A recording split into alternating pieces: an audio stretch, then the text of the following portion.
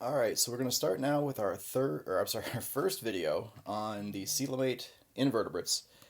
And I'm going to be honest with you guys, this is like the longest chapter of any chapter in any course that I cover. So we're looking at probably maybe 8 parts total on this chapter. So it's a long one, but on the other side of that, I think it also has some of the coolest animals of all actually in this chapter. So in this chapter, we're going to be looking at things like the arthropods, we're going to look at the mollusks, we're going to look at the echinoderms, and we're going to look at the annelids, maybe a couple of others as well along the way. It's a big chapter, but I think it's got some stuff in it that you might find interesting.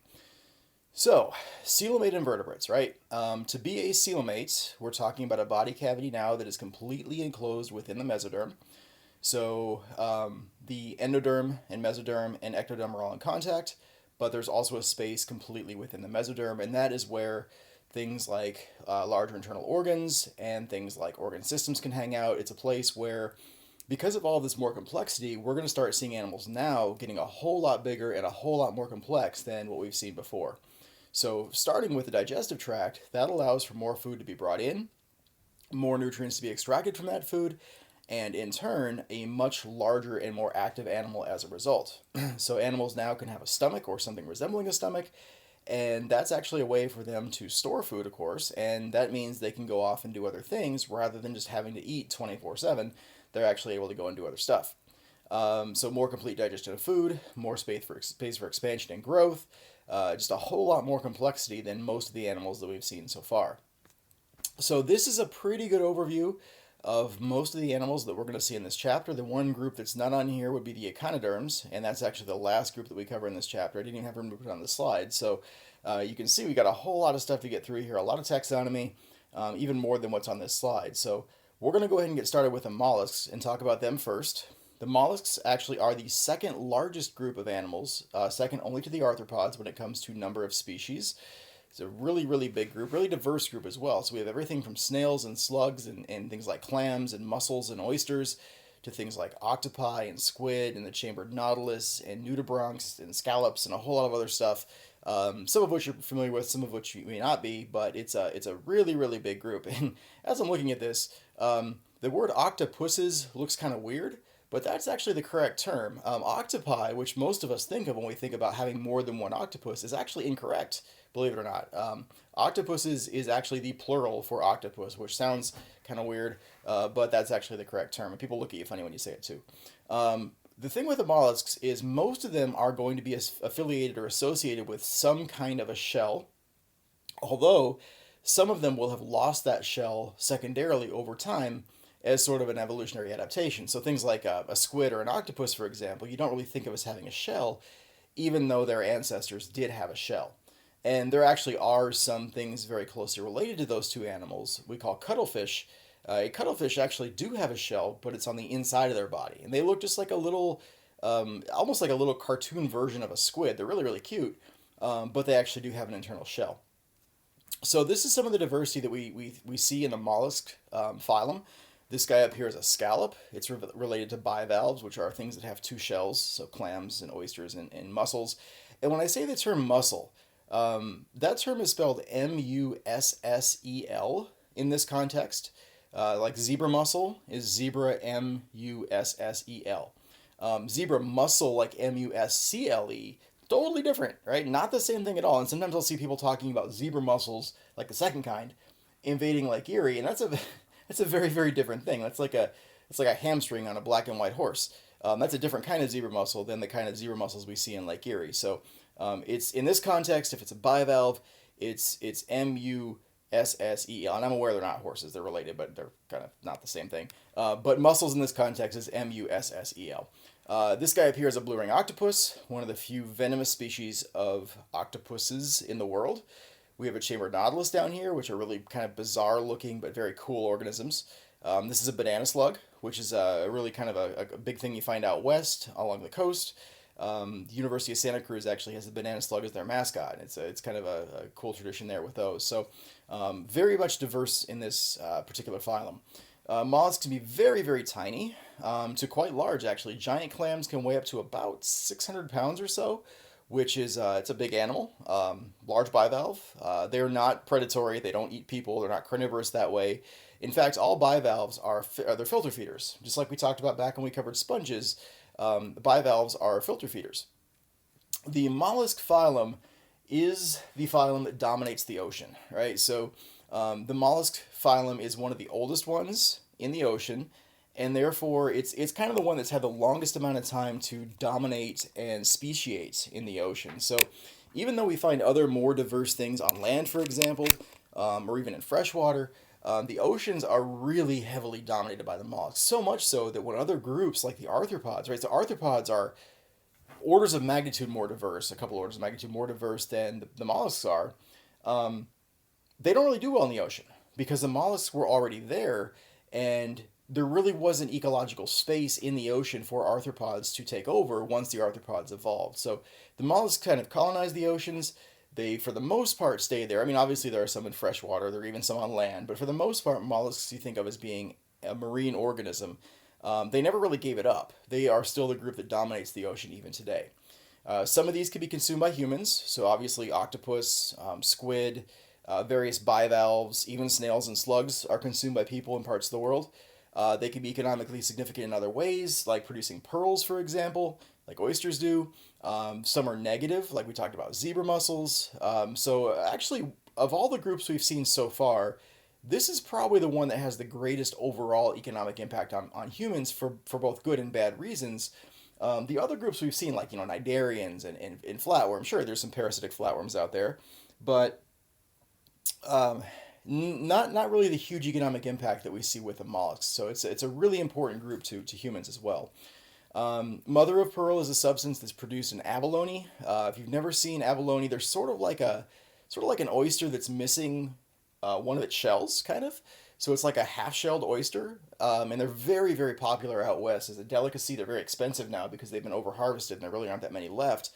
But the inside of their shell is sort of an iridescent sort of a color that very, very pretty, and for a long, long time, before they figured out how to manufacture it, was actually used harvested for decoration. So they would use mother of pearl to make buttons, or they'd use mother of pearl to make grips for handguns because it was sort of pretty, and they used it all over the place as a sort of an elaborate decorative sort of an item on some products. Zebra mussel, of course, we'll talk about a bit more. That one's a pest, literally billions of dollars worth of damage caused by zebra mussel in the Great Lakes. So really, big group, and whenever you have such a big group, it's not surprising that in that group you're going to find some species that are kind of important to humans. As an ecologist, though, I want to be quick to point out that just because a species isn't important to humans economically doesn't mean it's not important in and of itself, and doesn't mean it's not important to the rest of the ecosystem, because they are, right? Just because a species doesn't impact us directly doesn't mean it's not worth anything. So I want to make sure we kind of get that out there too. All right. We've also talked about some mollusks that are hosts for parasites. Back when we covered the trematodes, right? So the flukes, both Clinorchus sinensis and Schistosoma had snails which were parasites for those particular, or snails were hosts for those parasites, excuse me. The parasites use the snails as an intermediate host to get back into humans. The mollusks are bilaterally symmetrical, even though it may not appear that way. If you look at a snail, it almost seems like it's radially symmetrical, but it's really not. The animal inside the shell is still bilaterally symmetrical, so we still kind of play by those rules. The visceral mass in the mollusk is basically all of the internal organs, right? So everything that the animal uses to function that's internal is part of the visceral mass. So digestive organs, reproductive organs, respiratory organs, excretory organs, all of that stuff is part of the visceral mass. And there's also what's referred to as a foot. Now, the foot, in most cases, in most mollusks, is used for locomotion, although it's used for locomotion in a lot of very, very diverse ways, all right? So if you think about like a snail or a slug, they crawl on their muscular foot. That one's kind of intuitive. It sort of makes sense. If you think about a bivalve, which again is a clam or an oyster or a mussel, they use their muscular foot to burrow down in the sand to protect themselves. If you think about, however, a cephalopod, so from now on, whenever you hear the term cephalopod, you're going to think squid, octopus, nautilus, those kinds of things. Cephalopods use their muscular foot to capture prey. Their muscular foot's actually divided up into tentacles, which are used to capture and eventually incapacitate their prey. So their foot's not used for locomotion at all. It's actually used for feeding. And for cephalopods, locomotion is accomplished by using a different type of propulsion mechanism It's referred to as hydraulic propulsion. It's basically jet propulsion that they use to move their way through the water. Mollusks are cephalized, with the exception of the bivalves. Bivalves do not have a well differentiated head, but all of the other groups do. And we're going to look at four main groups of mollusks. I've already kind of mentioned them a few times. So bivalves, right, things with two shells, snails and slugs, that's another group. Chitons, which is probably one you're not familiar with, but we'll mention that one as well. We'll see a picture or two of it. And then cephalopods, which we talked about as being squids and octopi or octopuses and nautiluses, or however you say that. I think it's nautilus. Actually, it's both singular and plural in that case. So those are kind of our fourth group. There are about 3 or 4 other groups of mollusks that we're not going to cover that are much more minor groups in terms of number of species. But the 4 main groups, all of them are cephalized. They do have a head, with the exception of the bivalves. Mollusks also have what's referred to as a mantle. And the mantle is a layer which not only produces the shell, but also surrounds and protects the visceral mass. So very, very important structure for protecting the animal as well as producing the shell. Ctenidia are structures that are used for gas exchange in the mollusk world. And they're for all intents and purposes, they're more or less like gills, but lots and lots and lots of surface area that they use for gas exchange. And so again, because mollusks are primarily aquatic, it's really important those gills or those ctenidia stay covered in a wet outer covering in order to maintain the ability to exchange gases. For those that live on land, their ctenidia are actually back inside their shell, so it's still kind of a humid environment, even though they're not submerged in water. The ctenidia don't dry out because they're in the shell, protected from the environment.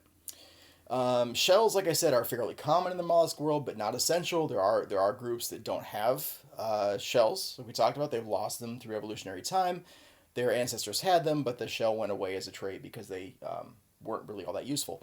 The layers of the shell, like we talked about, mother of pearl on the inside. The outer layer is the more protective layer, and both layers are produced by the mantle. We've talked about locomotion a little bit, but a structure we haven't seen yet is the radula. And the radula is a structure, again, the only group we don't find a radula in would be the bivalves, because they are filter feeders like sponges. But all of the other groups of mollusks have a radula. And a radula is a feeding mouthpart, usually sort of like a scraping mouthpart that's used to maybe get algae off of a rock or used to grind up plants in the water or something like that. This picture here is actually a scanning electron micrograph of a radula, I believe from an aquatic snail, that you can see is very, very effective at sort of rasping any sort of like green plant or algae matter off of rocks or corals or those sorts of things. Very, very effective, almost like a chainsaw for getting that material off of those structures. Now, in the cephalopod world, again, they're different. The cephalopods are sort of like your high performance mollusk, right? They do everything different. They've got a lot more requirements because they're functioning at a completely different and higher level from all the other mollusks. The cephalopods use their radula as a beak, and what they do with that beak is they use it to kill their prey. So they will actually capture their prey with their tentacles and then tear into it with their radula, thereby killing it and therefore feeding on it. Most of the mollusks are dioecious. Most of the mollusks also have external fertilization, with the exception being those that live on land, because as we're going to see, external fertilization on land doesn't really work very well, because gametes, sperm cells and egg cells, really have a very strong tendency to dry up on land. So for the mollusks that live on land, they actually are going to have internal fertilization, where a male will deposit sperm cells within the female's reproductive tract, thereby allowing the gametes to stay covered in that moist covering. They don't dry out, in other words, because they're fertilized internally. And for those that live in the water, they also have a free-swimming larval form, sometimes 2 different forms, in very much an indirect development sort of a process where the offspring look absolutely nothing like the adults. And in fact, what's kind of cool about it is the offspring of, say, a bivalve look just like the offspring of a snail or a chitin or even a cephalopod in some cases. Even though they're in different groups, they start off life looking very, very similar, which kind of hints back to their relationship as being close relatives on an evolutionary scale. Most mollusks don't do very well in dry environments. Big part of that is because the ctenidia need to be covered in water to maintain their ability for gas exchange.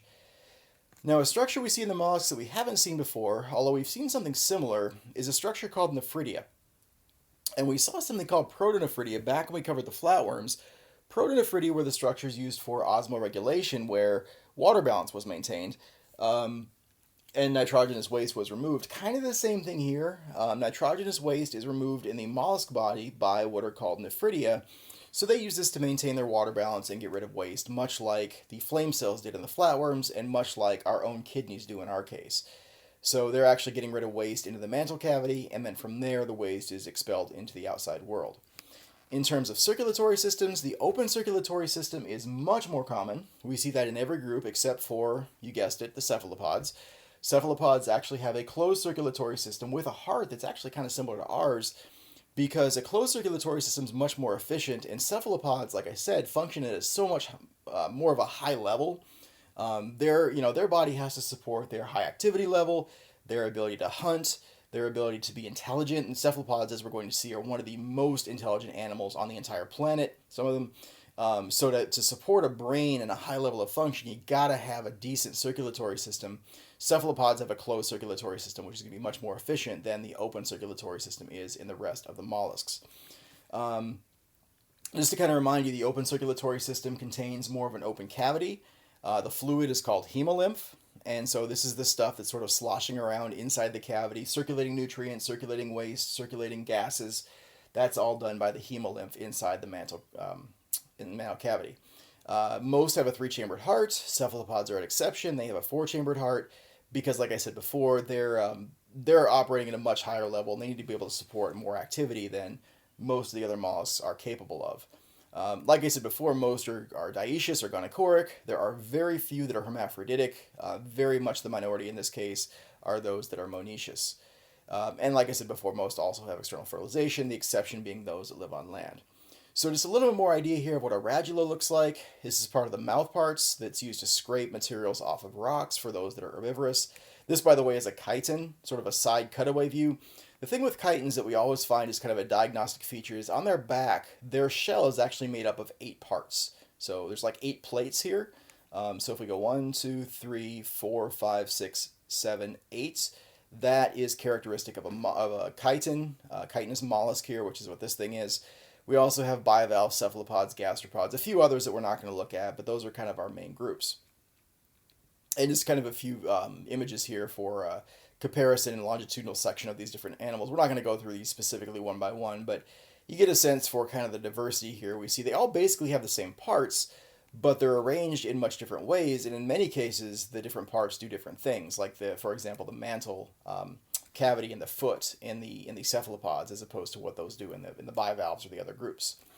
In terms of reproduction, there are in a lot of mollusks what are called trochophore larvae, and trochophore larvae are those, again, they look very, very different from the adults. So this thing up here, this could be, and this is a scanning electron micrograph, again, very, very tiny structure here. This could basically be any mollusk. Doesn't matter, it could be a snail, it could be a bivalve, it could be a chitin. They all look really, really similar, which shows you they're related, even though the adult forms are very, very different.